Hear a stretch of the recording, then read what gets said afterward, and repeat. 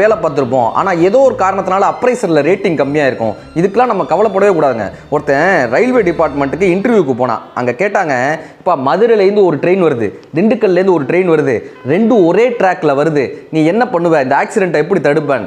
ஆனால் சொன்னால் 2 பேரில் இருக்கக்கூடிய டிரைவருக்கும் ஃபோன் பண்ணுவேங்க. ஃபோன் போகலை, என்ன பண்ணுவேன்? சிக்னல் போடுவேங்க, ரெட் சிக்னல் போடுவேங்க. சிக்னல் ஒர்க் ஆகலை, என்ன பண்ணுவேன்? சார் சிகப்பு கலர் கொடி எடுத்துகிட்டு போய் ஏதாவது ஒரு ட்ரெயினை நிப்பாட்ட பார்ப்பேங்க. அந்த சிவப்பு கலர் கொடியே கிடைக்கல, என்ன பண்ணுவேன்?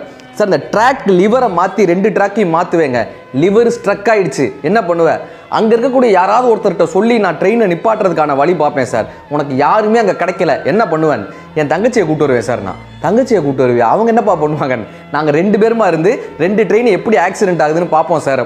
வேற என்னங்க பண்ண முடியும்? நம்மளால் ஆனால் எல்லா முயற்சியும் பண்ணிட்டோம், ஆனால் முடிவு நம்ம கையில் இல்லை. ஐரோப்பியனை போல் சிந்தி, ஜப்பானியனை போல் உழை, இந்திய நாட்டு மக்களின் மனப்பான்மையோடு முடிவுகளை ஏற்றுக்கொள்ளுன்னு சொல்லுவாங்க. நம்மால் ஆன முயற்சியை செஞ்சிடறோம், ஆனால் முடிவு இறைவன் விட்ட வழி என்று ஏற்றுக்கொள்ளும் போது நமது மனம் மகிழ்ச்சி அடைகிறது.